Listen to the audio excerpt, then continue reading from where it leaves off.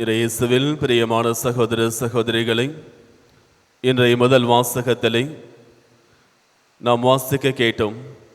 எரேமியா இறைவாக்கினருக்கு எதிராக அவரை சுற்றி இருக்கின்ற எல்லோருமே சூழ்ச்சி செய்கிறார்கள். வாருங்கள், நாம் அவன் மீது பழி சுமத்துவோம். இல்லாத பொல்லாதவை பற்றியெல்லாம் அவனை பற்றி நாம் பேசுவோம். அனைத்தையும் அவன் மீது சுமத்தி அவனை பழி வாங்குவோம் என அனைவரும் எரேமியா இறைவாக்கினருக்கு எதிராக திட்டம் தீட்டிக் கொண்டிருக்கின்றார்கள். அது எரேமியா இறைவாக்கினருக்கு தெரிய வருகின்றது. எனவே இறைவினத்திலே அவர் தஞ்சம் புகுகின்றார், இறைவினத்திலே அழுகின்றார், புலம்புகின்றார். அவர் எந்த அளவிற்கு துன்பப்பட்டிருக்கின்றார் என்றால், தன்னுடைய நண்பர்கள் கூட அவருடைய வீழ்ச்சிக்காக காத்து கொண்டிருக்கின்றார்கள். எப்பொழுது இவன் விழுவான், இவரை வெல்லலாம் என்று அவர் யாரை நம்பினாரோ அவர்கள் நண்பர்கள் கூட இவருக்கு எதிராக கலகம் செய்கிறார்கள். நம்பிக்கை துரோகம் பெறுகின்ற அளவிற்கு மிகுந்த துயரத்திற்கு ஆளாகின்றார். ஆனால் கடைசியிலே இறைவினத்தில் தஞ்சம் புகுவதால் இறைவன் சொல்லுகின்றார், நான் உன்னை பாதுகாப்பேன் என்று. அதே போன்று இறைவன் எரேமியா இறைவாக்கினரை கடைசி வரையில் பாதுகாத்தார். எரேமியா இறைவாக்கினருக்கு எதிராக அனைவரும் சூழ்ச்சி செய்தாலும் கூட அவர்களால் ஒன்றுமே செய்ய முடியவில்லை. கடைசி வரையில் எரேமியா இறைவாக்கினருக்கு எதிராக அவர்களால் ஒன்றுமே செய்ய முடியவில்லை.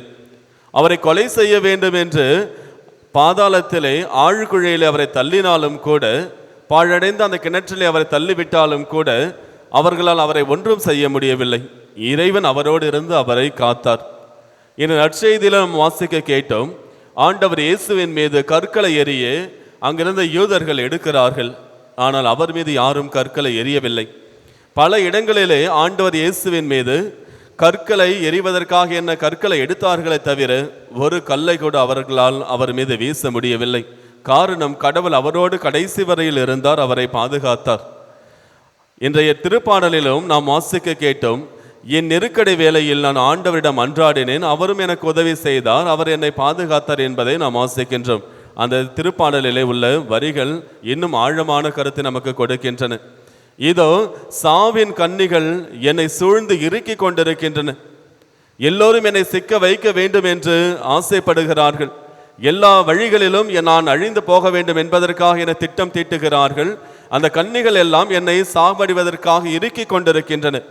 அந்த நேரத்திலே என் மீட்பராகிய கடவுளிடத்திலே நான் தஞ்சம் புகுந்தேன், அவர் என்னை பாதுகாத்தார் என திருப்பாடல் ஆசிரியர் குறிப்பிடுகின்றார். இயேசுவில் பிரியமான சகோதர சகோதரிகளை, உலகமே நமக்கு எதிராக இருந்தாலும் இறைவன் நம் சார்பாக செயலாற்றுகின்ற பொழுது யாராலும் எதுவும் செய்ய முடியாது. பல நேரங்களிலே நம்மோடு உடன் இருக்கின்றவர்களே நம்முடைய வீழ்ச்சிக்காக காத்து கொண்டிருக்கலாம். எப்பொழுது இவன் விழுவான் என அவர்கள் பார்த்து கொண்டே இருக்கலாம். பல நேரத்தில் அவர்களை கூட சூழ்ச்சிகளை செய்யலாம். எப்படியெல்லாம் அவர்களை வீழ்த்த வேண்டும், வீழ்த்த முடியும் என்று எல்லா வகையான சூழ்ச்சிகளையும் செய்யலாம். ஆனால் இறைவன் நம் சார்பாக இருக்கின்ற பொழுது நமக்கு எதிராக யாரும் எதுவும் செய்ய முடியாது.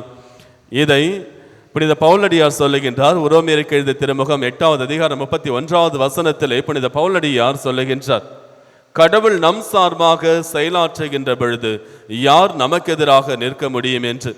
எனவே எத்தனை பேர் நமக்கு எதிராக சூழ்ச்சி செய்தாலும், நாம் அழிந்து போக வேண்டும் என்று நினைத்தாலும், நம்முடைய வாழ்விலே நாம் வளர்ச்சியை அடையக்கூடாது என நினைத்தாலும், நாம் மகிழ்ச்சியாக வாழக்கூடாது என நினைத்தாலும், இறைவன் நம் சார்பாக செயலாற்றுகின்ற பொழுது யார் நமக்கு எதிராக நிற்க முடியும்?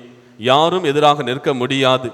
கடவுள் தொடக்கத்திலிருந்தே இதை சொல்லிக் கொண்டே இருக்கின்றார். ஒவ்வொரு முறையும் யார் யாரெல்லாம் பயந்தார்களோ, அச்சத்தில் நடுங்கினார்களோ, யார் யாரெல்லாம் நெருக்கடி வேலையில் இருந்தார்களோ, மனக்கலக்கமுற்று இருந்தார்களோ, அவர்கள் எல்லோருக்குமே இறைவன் சொல்லுகின்ற அதே வரிகள் தான். விடுதலை பயணம் 14வது அதிகாரம் 14வது வசனத்தை கடவுள் சொல்லுகின்றார், செங்கடலை கடப்பதற்கு முன்பாக அவர்கள் நெருக்கடியில் இருக்கின்றார்கள். இறந்து போய்விடுவோம் என அனைவருமே நம்பிவிட்டார்கள்.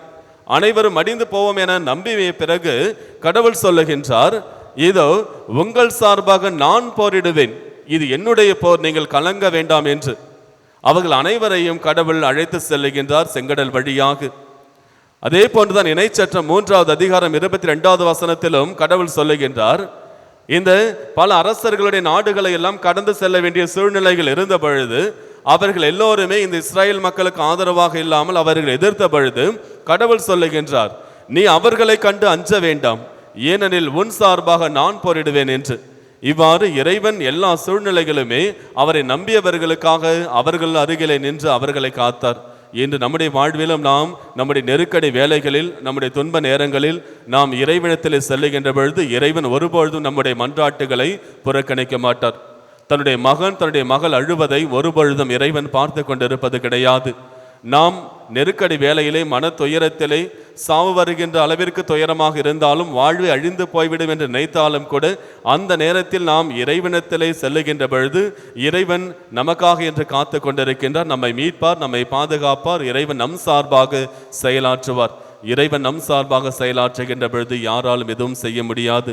எனவே புனித பவுலடியரை போன்று நாமும் நம்முடைய வாழ்விலே சொல்லுவோம், ஜெபிப்போம்.